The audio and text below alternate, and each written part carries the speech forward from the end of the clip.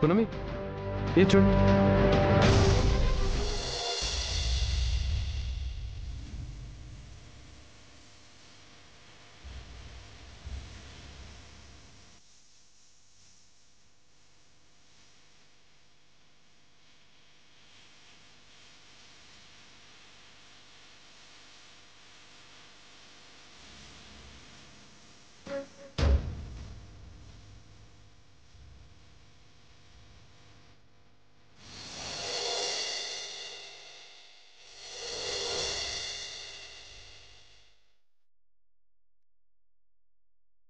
కొండమ్మా అలా చూస్తూ నిలబడతావు, పసుపు తీసుకొనిరా.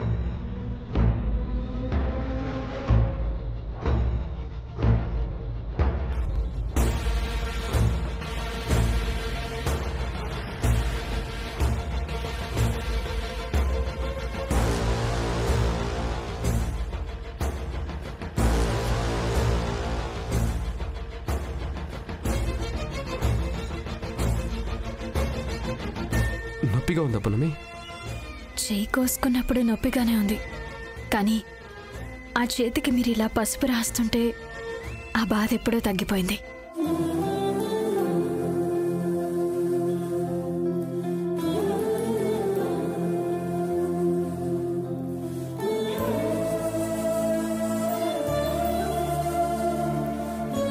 వంట చేసేటప్పుడు కాస్త జాగ్రత్తగా ఉండాలి కదా పున్నమి. మామూలుగా అయితే జాగ్రత్తగానే ఉంటుంది వకీల్ బాబు. మీ గురించి ఆలోచిస్తూ పరధ్యానంలో ఉండి చూసుకోలేదు, అందుకే వేలు కోసుకుంది.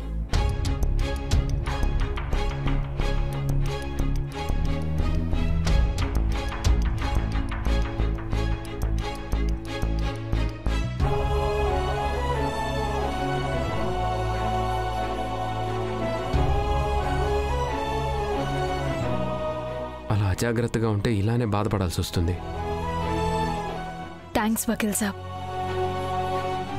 నేనంటే భార్యగా ఇష్టం లేకపోయినా నాకు ఏ చిన్న కష్టం వచ్చినా మీరు స్పందించే తీరు నాకు నచ్చుతుంది.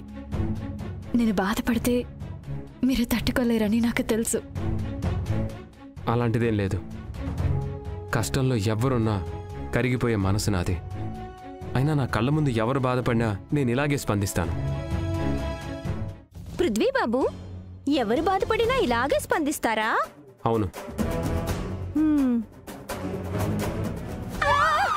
పృథ్వీ బాబు, నా వేలు తెగింది.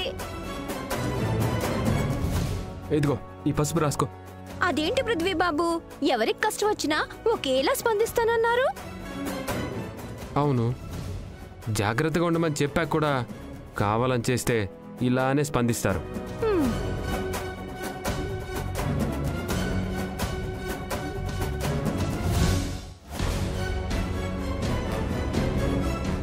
ఎంతైనా భర్త భర్తే.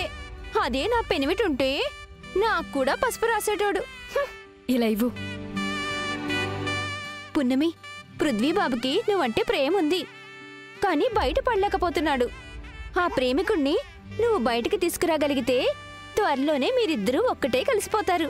అవన్నీ సరే గాని ఊరి జనాలందరూ భోజనానికి వస్తున్నారు, ముందు నువ్వు వంట మొదలుపెట్టు. వెళ్ళు.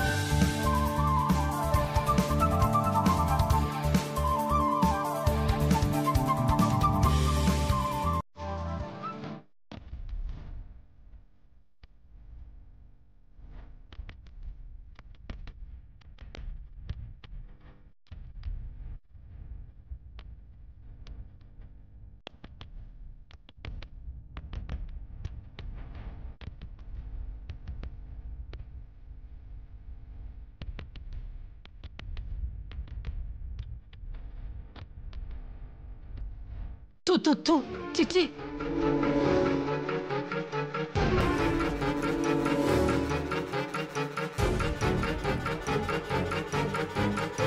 దీన్నెవరైనా వంటలంటారా?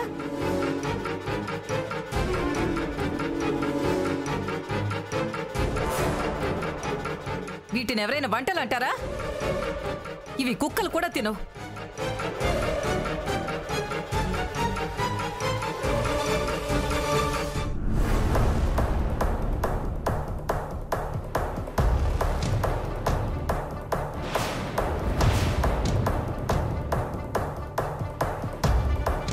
ఇలాంటి తిండికి మళ్ళీ ఊరి జనం మొత్తాన్ని పిలిచావా? నన్ను క్షమించండి. మా కోడలు వంటలు బాగా చేస్తుందనే నమ్మకంతో మీ అందర్నీ పిలిపించాను. ఇలాంటి కూడు పెట్టి మీ కడుపుని బాధ పెట్టలేను. ఇంకో మంచి సందర్భం చూసి మీ అందర్నీ పిలిచి నేనే స్వయంగా మంచి వంటలు వండి పెడతాను. దయచేసి బయలుదేరండి. వంటలు బాగానే ఉన్నాయి.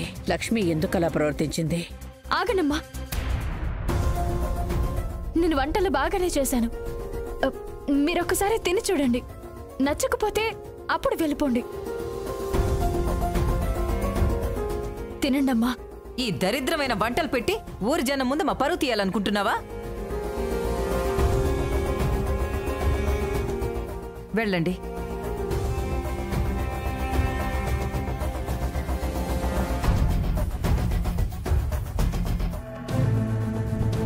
పున్నమి, నీకు ఆఖరిసారిగా చెప్తున్నాను, ఇంకెప్పుడు ఇలాంటి దిక్కుమాలిన వంటలు చేయకు. ఒకవేళ చేసినా నాకు మాత్రం పెట్టకు. పదండి.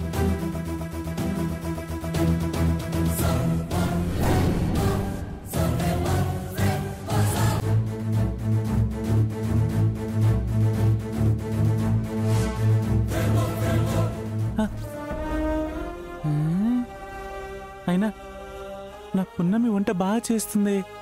అదేంటది? ఏదో తేడా జరుగుంటుంది. ఉండు చూస్తాను.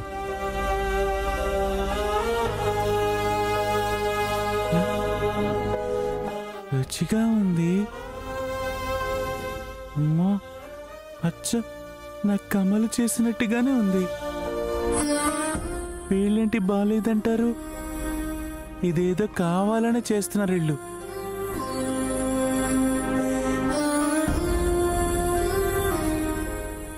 పున్నమి,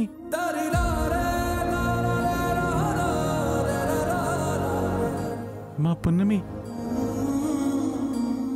బాధపడకమ్మా. నీ వంటలు బాగానే ఉన్నాయి. మీ అత్తయ్యకి నాలుక మీద నరాలు దెబ్బతిన్నట్టున్నాయి. అందుకే తనకి రుచి తెలియలేదు. నేను తిని చూశానమ్మా. వంటలు అద్భుతంగా ఉన్నాయి. గుడిలో ప్రసాదం తిన్నంత హాయిగా ఉంది. అమ్మా, నువ్వేం బాధపడకు. నా కమలి కూడా ఇలాగే వంట చేసేది. అచ్చం కమల్ చేసిన వంటలాగే అద్భుతంగా ఉంది. నువ్వేం బాధపడకు. పాపం, తినాలనే ఆశతో కూర్చున్న ఊరి జనం కూడా తినకుండా వెళ్ళిపోయారయ్య గారు. అందుకే బాధగా ఉంది. వాళ్లే కాదు, ఇక్కడ జరిగిందంతా చూసి బాధపడి మా అమ్మ కూడా మహల్కి వెళ్ళిపోయింది.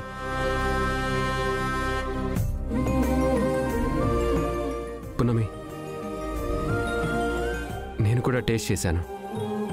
మా అమ్మ చెప్పినట్టు దరిద్రంగా ఏం లేవు. అంకుల్ చెప్పినట్టు అద్భుతంగానే ఉన్నాయి.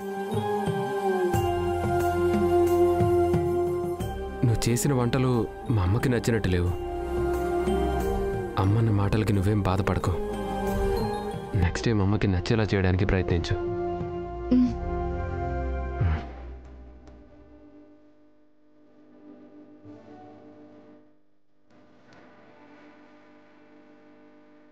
మా నీ వంటలు ముఖ్యంగా నచ్చాల్సిన వాళ్ళకి నచ్చాయి కదా, అది చాలు. నువ్వేం బాధపడకమ్మా. వద్దొద్దు, ఓకేనా? నేను వస్తానే, జాగ్రత్త.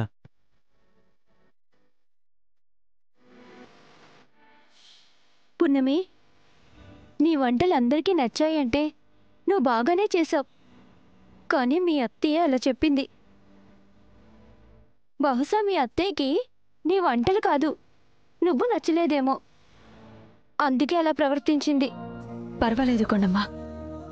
మా అత్తయ్య అసహించుకోవడం వల్లే ఇంతమంది బాగుంది అన్నారు. వాళ్ళు చేసిన అవమానం కంటే వీళ్ళు చూపించిన అభిమానం చాలు. మా అత్తయ్య మనసు కూడా మార్చి చీ అన్న నోటితోనే శభాష్ అనిపించుకుంటాను. ఖచ్చితంగా అనిపించుకుంటావు. పద, మనం భోజనం చేద్దాం. పద. ఆ లక్ష్మి ఎంత అవమానించినా పున్నమి అంత ఓర్పుగా ఉందంటే చాలా ప్లాన్డ్గా ఉంది. అందుకే లక్ష్మి ఏమంటున్నా తిరిగి ఒక్క మాట కూడా అనలేదు. అదే నేనయ్యుంటే చంప పగలగొట్టుండేదాన్ని. ఆ పున్నమికి ఎక్కడ తగ్గాలో బాగా తెలుసు మమ్మీ. అది పృథ్వీని వదులుకునేలేదు. పేరుకే దోషం నుంచి కాపాడ్డానికి తాళి కట్టించుకున్నాను అని చెప్తుంది. కానీ దానికి పృథ్వీ అంటే చాలా ప్రేమ. అందుకేనమ్మా అన్నిసార్లు చెప్పాను దోష నివారణ చేయించమని. మీరేమో లైట్ తీసుకున్నారు. జరిగిందేదో జరిగిపోయింది. నెక్స్ట్ ఏం చేయాలో అది ఆలోచించండి. చేయడానికి ఏముంది డాడీ? చాలా ఉంది మయూక. ముందు మనం ఇక్కడి నుంచి షిఫ్ట్ అయిపోవాలి. మనం ఎక్కడికి వెళ్తాం అగ్నిదేవ్? ఎందుకెళ్ళాలి డాడీ? చూడండి, మనకున్న అన్ని దారులు దాదాపు మూసుకుపోయాయి. పృథ్వీతో పెళ్ళనుకున్నాం, పున్నమి చేసేసుకుంది. పృథ్వీ యాక్సెప్ట్ చెయ్యడు అనుకున్నాం. పెద్దమ్మ అన్నయ్య కలిసి పృథ్వీని యాక్సెప్ట్ చేసేలా చేసేశారు. ఇప్పుడు ఆ పృథ్వీ నారాయణమ్మని ఖచ్చితంగా బయటికి తీసుకొస్తాడు. ఆ నారాయణమ్మ బయటికి వస్తే మన గుట్టు రట్టు చేయడం ఖాయం.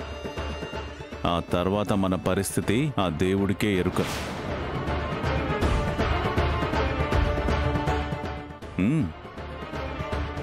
పున్నమి కూడా జాబిల్లి మయూక ఇద్దరు ఒకటే అని నిరూపించే ప్రయత్నంలోనే ఉంది. ఇక్కడి పెళ్ళయ్యాక మయూక వస్తుందని మనం చెప్పాం. ఆ విషయంలో దొరికినా మన పరిస్థితి మటాష్. అయితే ఇప్పుడు ఏం చేద్దాం డాడీ? సింపుల్ మయూక. వాళ్ళు మన గురించి మొత్తం బయట పెట్టే లోపు మనం మొత్తం ఆస్తుల్ని అమ్ముకొని బయటికి వెళ్ళిపోదాం. అదెలా కుదురుతుంది అగ్నిదేవ్? ప్రస్తుతానికి పవర్ ఆఫ్ అటార్నీ మన మయూక చేతిలో ఉంది కాబట్టి ఆస్తులన్నిటినీ 2-3 రోజుల్లో అమ్మకానికి పెట్టేద్దాం. ఈలోపు నగలు డబ్బుని సేఫ్గా మహల్ నుంచి తీసుకెళ్ళి ఎక్కడైనా దాచేద్దాం. ఆస్తులు నమ్మాలంటే నానమ్మ కూడా సంతకాలు పెట్టాలి కదా డాడీ? ఏదో ఒక మాయ చేసి నేను సంతకాలు పెట్టిస్తాను. దాని గురించి మీరు వరి అవ్వకండి. ఆ పున్నమి తిరిగి ఇంట్లో అధికారం చెలాయించేలోగా మనం అన్నీ సర్దుకొని ఊడాయించాలి. Okay daddy. ఓకే అగ్నిదేవ్. అప్పుడు మన మయూక కూడా ఏ దేశం యువరాజునో తీసుకొచ్చి అంగరంగ వైభవంగా పెళ్లి చేసేయచ్చు. అవన్నీ తర్వాత. ముందు ఎక్కడెక్కడ నగలున్నాయి, ఎక్కడెక్కడ ఎంత డబ్బుంది, ఎక్కడెక్కడ ఆస్తి పేపర్లున్నాయో పసిగట్టాలి.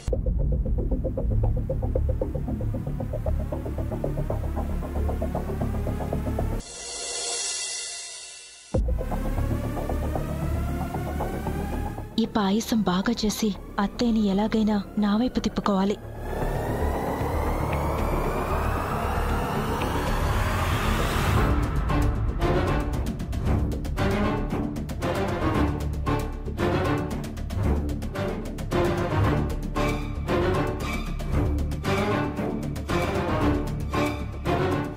ఏంటి జాబిల్లి పాయసం తయారు చేసావు? ఎవరికోసమో? మా అత్తయ్య, అదే లక్ష్మి అత్తయ్య కోసం చేస్తున్నాను. లక్ష్మి గారు నీకత్తయ్య ఎలా అవుతారు? ఆవిడ నాకత్తయ్య. నేను ఈ ఇంటి కోడల్ని. అత్తయ్యకి ఏం కావాలో నేను చూసుకుంటాను.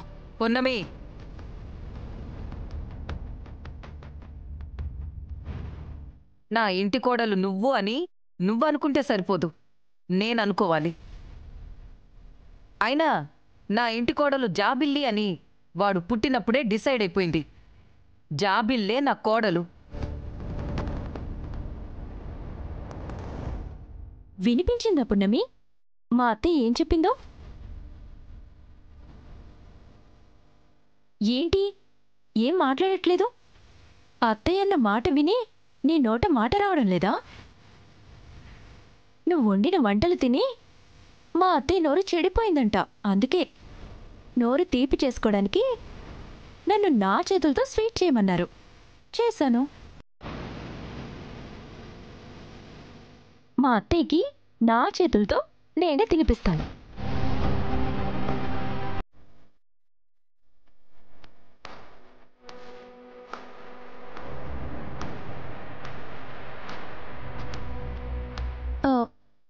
పదండి అత్తయ్య.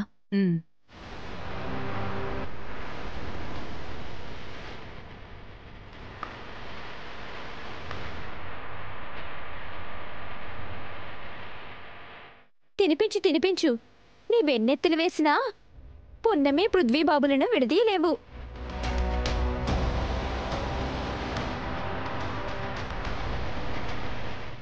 చూసావా పున్నమి దాని ఓవరాక్షను? నీకు ఆవిడికి మధ్య దూరం పెంచడానికి, వాళ్ళిద్దరి మధ్య బంధం పెరగడానికి ఇంకా ఎన్ని ప్లాన్లు వేస్తుందో ఏంటో.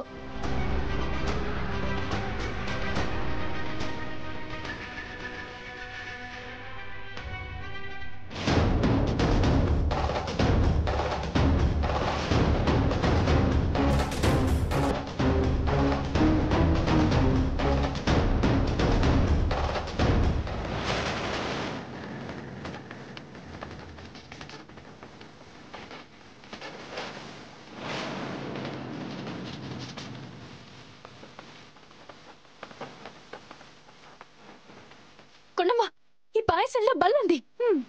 మంచి పని అయింది పున్నమి. అత్తయ్య తెగ తింటుంది. ఈ విషయం ఒంటికెక్కిందంటే అత్తయ్య ప్రాణాలకే ప్రమాదం. పోనీలే పున్నమి, అప్పుడైనా నీ కాపురంలో నిప్పులు పోసేవాళ్ళు ఉండరు. కొండమ్మ, ఏం మాట్లాడుతున్నా?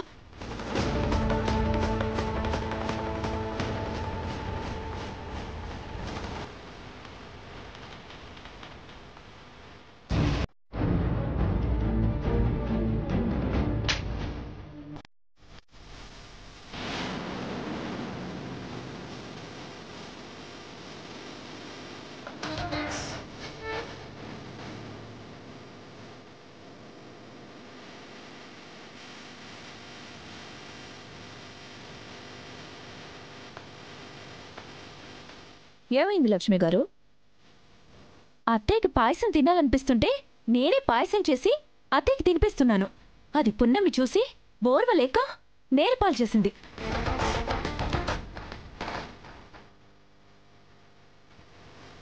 అత్తయ్యతో నేను మంచిగా ఉండడం ఈ పున్నమికి నచ్చట్లేదేమో. పున్నమి చేసిన వంటలు తినకుండా నువ్వు చేసిన వంట తింటుందని కడుపు మండిందేమో.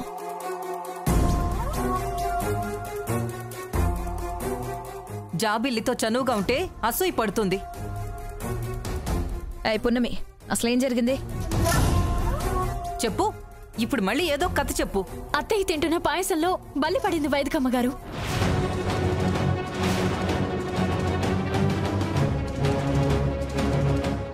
ఏయ్, ఆంటీ కోసం నేనే దగ్గరుండి పాయసం చేశాను. అప్పుడు బల్లి లేదు, గిల్లి లేదు. ఇప్పుడుంది జాబిల్లి.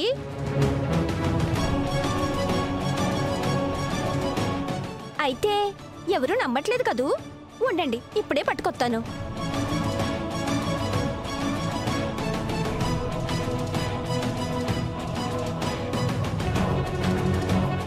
ఇదిగో చూడండి.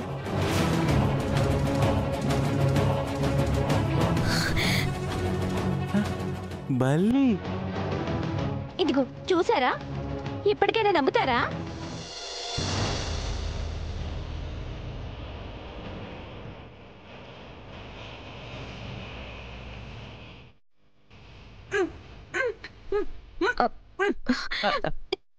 అత్తయ్య, అత్తయ్య. పృథ్వీ, నువ్వు వెంటనే డాక్టర్ కాల్ చేసి జరిగిన విషయం చెప్పు. నేను వెళ్ళి మెడిసిన్ తెస్తాను. వైదిక, నువ్వు వెళ్ళి తనకేం కావాలో చూడు. వెళ్ళండి, త్వరగా వెళ్ళండి. వకీల్ సాబ్, పాయసంలో బల్లి పడి బాగా ఉడికిపోయింది. అంటే ఆ విషయం పాయసంలో బాగా కలిసి ఉంటుంది. అత్తయ్య గారు ఆ పాయసం ఇప్పుడే తిన్నారు. కాబట్టి ఆ విషయం రక్తంలో కలిసే లోపల పసరు పట్టిస్తే విషానికి విరుగుడవుతుంది. నా మాట నమ్మండి, నాకు సహాయానికి రండి.